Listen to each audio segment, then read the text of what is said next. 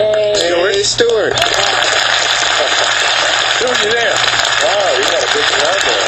Oh, yeah. It's beautiful. We just recorded that for you. How are you all doing? Great. Stuart. Especially after seeing Stuck. It's amazing. Yeah. Everybody has to see this movie. Congratulations, Yeah. Stuart. Oh, thanks. It's such a strong movie, so unique, so different. The acting is, you have the best command of actors these days. Oh, I've got some great actors in this movie. You know, Mina Suvari and Stephen Ray and Russell Hornsby. I mean, it's a fantastic cast. When you were on last time, you were telling us you were working on this. And I remember the story from the original when it broke in the news. Yeah. One of the most powerfully disturbing, like so much just goes past us day to day. I mean, people are dying and suffering all over the world in mass, 50,000 people die in an earthquake. And, when you hear it and you go, wow, that's horrible.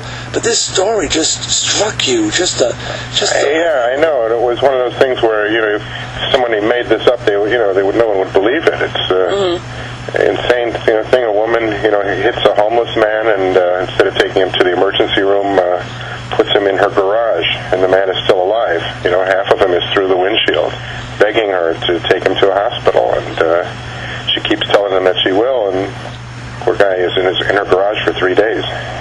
And the thing that made it even weirder was that the woman works as a caregiver in a senior citizen's home. I know. A caregiver. Yeah, exactly. So disturbing. How close to the actual true story did you stay with this thing? Well, we stayed pretty close for the first half of the movie. I would say is pretty close to the facts. And the other thing that happened was that as soon as after she puts the guy into the garage, she goes into her home and has sex with her boyfriend, which is all in the movie as well.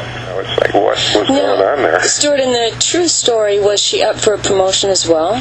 The promotion thing was something that we kind of, just sort of up the ante. Well, we who knows exactly if that was part of it or not. That was something we just kind of added to the mix. But it was. The idea is that here's a woman who, on a day-to-day basis, is changing old people's diapers, and I mean it's a job that nobody would really want to be doing.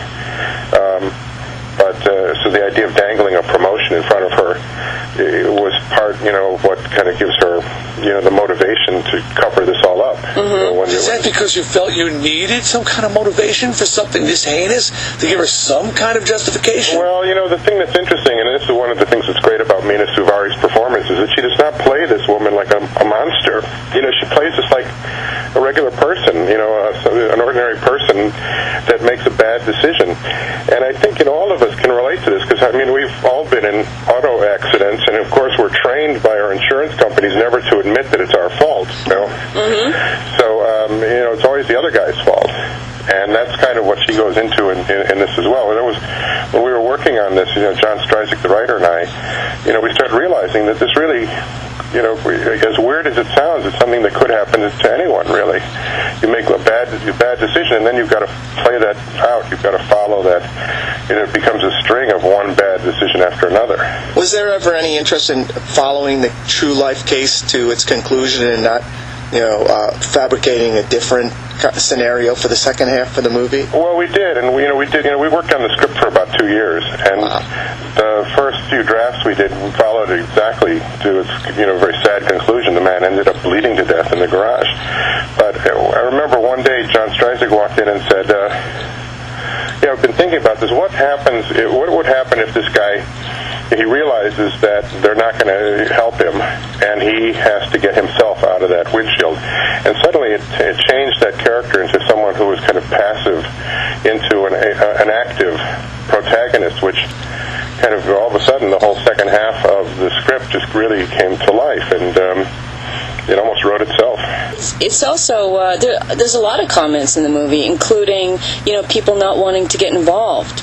And that's what really made it so realistic in today's day and age. Yeah, it's true. I think all of us, it's a real dog-eat-dog world out there. I think, the thing we kind of realized was motivating her was fear. And these are very fearful times. Everybody's afraid, and we've got an administration that cranks up the fear factor every chance that they get. Gets us to be afraid of illegal immigrants and of gays and of anybody that sort of pitting us against each other. Oh, the media is guilty of that as well. Yeah, it's our whole society, and it's like now it's sort of every man for himself. I think that's the way people feel now. By the way, Stuart, the sky's falling. Not that I'm promoting fear or anything, just let everybody know the sky's falling. Hey, at any point, did you actually speak to the actual woman who did this? No, we did not. We deliberately decided that we were going to, since we were making it into a fictional piece, we were inspired by her story, but we did not want to talk to them directly. And is she in prison? She is. She's serving 50-year term. Wow. And although something interesting happened when we showed the film in Dallas at the AFI Film Festival, Stephen Ray was there, and he was approached by the son of the homeless man who was killed, who came to see the movie, which was really something. Because the actual incident took place. Stephen said that he felt that this guy was coming because he wanted to feel closer to his father, and that he didn't know his father that well, and so that this movie kind of explored what his father had gone through, and that it, in a way, sort of helped him deal with it. Kind of a fucked up way to get to know him, actually. Well, yeah, but in a sense, the fact that this story is not being forgotten, I think, is a good thing for him in some ways. The people will remember this and hopefully not let this happen again. Go ahead. I was going to say that Fangoria is running an interview with Stephen Ray this summer. The guy's appeared in over 75 movies, Stuart, including many for Neil Jordan. He's been nominated for an Oscar. Yeah. And he said that the script for Stuck was one of the best scripts he had ever read. And he is so proud of your movie. Oh, well, he's wonderful. I mean, he's one of my heroes, and having a chance to work with him, what a treat that was. And, I mean, the poor guy, at one point he came up to me, he said, Stuart, he said, the real guy was in the windshield for 3 days. I've been in it for 3 weeks now. He went through hell. I mean, he had to go, through 2 hours of makeup every day, even before he got into the windshield. And but even get back in the windshield. I don't want to go in the windshield. He'd always say, "Well, I know my lines today. Help me, help me." Oh my God! I'm in a windshield. That's not even funny. No, it's not. Dee, at the beginning of the show, Stuart said, you would never believe this if you just made this movie and you made it up. It wasn't based on a true story. Most people would say, it would never happen. Yeah, absolutely insane. I mean, but that's the thing I'm realizing is that the things that actually happen are so much more bizarre than anything that anyone could dream up, and they're more horrifying too, really. Did you have? Okay, you didn't talk to the woman who did it. Did you have any photos? We saw some things that were on, like Court TV and things like that. There was a report on, an autopsy was done on Gregory Biggs. That's the name of the guy who was killed. And they determined that if he had been taken to an emergency room, he would have survived, and that none of his injuries were life-threatening.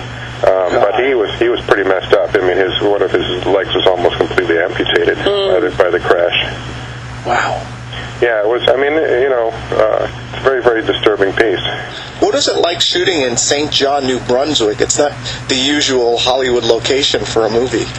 No, but it actually worked out well. I mean, when that idea first came up, it was hard for me to get my head around it because, as I said, the original story took place in Texas, and I kind of imagined that this movie was going to look sort of like No Country for Old Men or something, dusty, and all of a sudden we're shooting it in November, in a very New England town, and but it worked, I think, for the movie. It gave it a kind of a bleakness. All of the trees were bare, and people's breath was fogging, and there was a coldness about it that worked for the picture.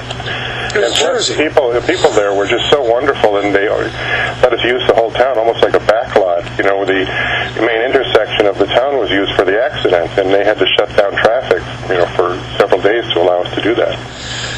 Stuart, it is a pleasure to talk to you.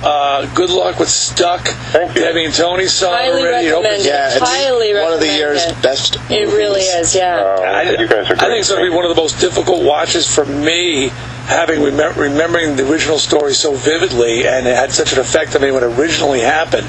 Now seeing it reenacted, realizing this is really freaking happen. That's going to be a strange experience, but I'm looking forward to seeing it. I appreciate the call. Yeah. Stuart Gordon, everybody. Good luck, Stuart.